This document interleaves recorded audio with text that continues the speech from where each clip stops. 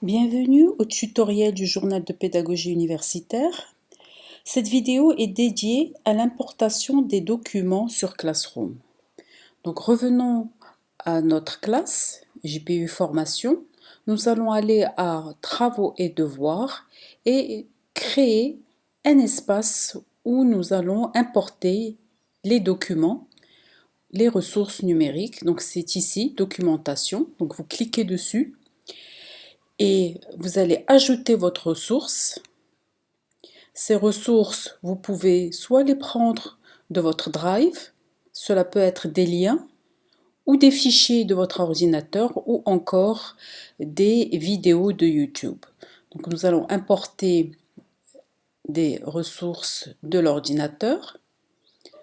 Par exemple, ce fichier ici, qui est dédié au e-learning. Celui-ci est mis sur la fenêtre, vous pouvez directement l'importer ou ajouter d'autres fichiers de votre ordinateur, par exemple une révision ou autre. Donc vous importez. Le poids de votre fichier va conditionner le temps d'importation de la ressource. Pour que cette ressource soit publiée au niveau de votre page de cours, il faut absolument insérer un titre. La description est facultative, mais le titre où vous allez mettre cette ressource doit être obligatoire et doit définir les documents que vous avez importés. Donc voici notre fichier importé. Nous allons lui donner un titre que l'on peut appeler les bases du e-learning.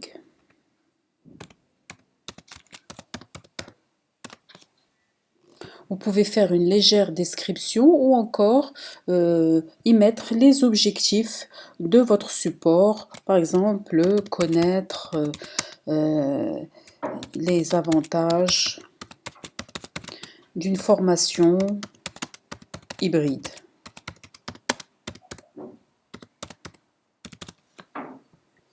Ici, à votre droite, vous pouvez choisir dans quel cours est-ce que vous voulez mettre ce document.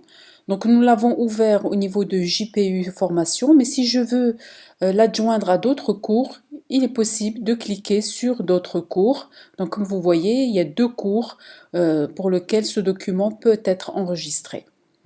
Vous avez le choix soit de publier, soit de programmer le moment où vous voulez que cela soit visible pour l'étudiant, ou encore enregistrer le brouillon. Si vous enregistrez le brouillon, vous allez voir que ce document est grisé et donc sous forme de brouillon. Si vous voulez le publier, à ce moment-là, vous le remodifiez et vous marquez « Publier » au niveau de votre page, et cette fois-ci, ce document est clairement visible. Cette petite icône montre qu'il s'agit d'un document, mais si vous voulez hiérarchiser vos ressources, vous pouvez les organiser sous forme de thème. On peut appeler ce thème e-learning, l'ajouter. À ce moment-là, vous reprenez votre document et vous le glissez au niveau du thème. Donc vous pouvez créer le thème d'abord et y insérer les documents, ou inversement, importer les documents et ensuite les hiérarchiser au niveau d'un thème. Donc par exemple ici nous allons créer un autre thème, méthodologie de travail. Méthodologie de travail, l'ajouter au niveau de la liste des thèmes et créer. Donc vous voyez, vous pouvez le renommer, le supprimer, le déplacer ou encore copier le lien vers un autre espace de cours.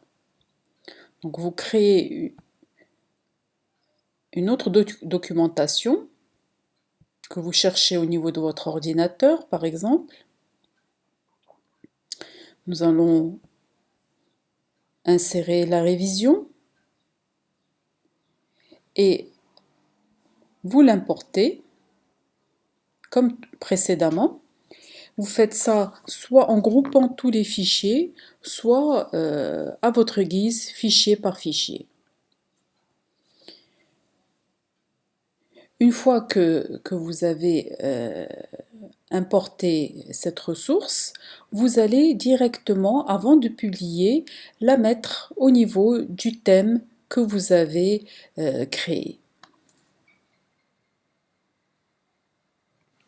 Donc, vous revenez au niveau de la liste de vos thèmes et vous le mettez directement au niveau du thème que vous avez choisi. Comme vous voyez, publier est toujours grisé car je n'ai toujours pas donné de titre à cette documentation que je vais appeler la révision